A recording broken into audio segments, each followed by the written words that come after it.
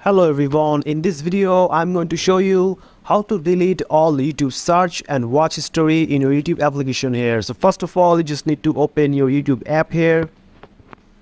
After opening the YouTube app, you just need to tap on the right corner of your profile here on the YouTube here. As you can see in the right corner there's a profile icon. Tap on it. Then you just have to tap on the settings here. Tap on settings.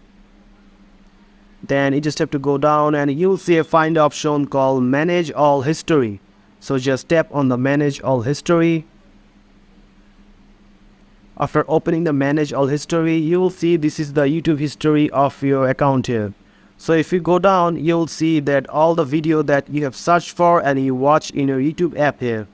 So these are all the YouTube watch and search history here. So if you want to delete all the watch and search history for YouTube here, you just have to tap on the delete option here.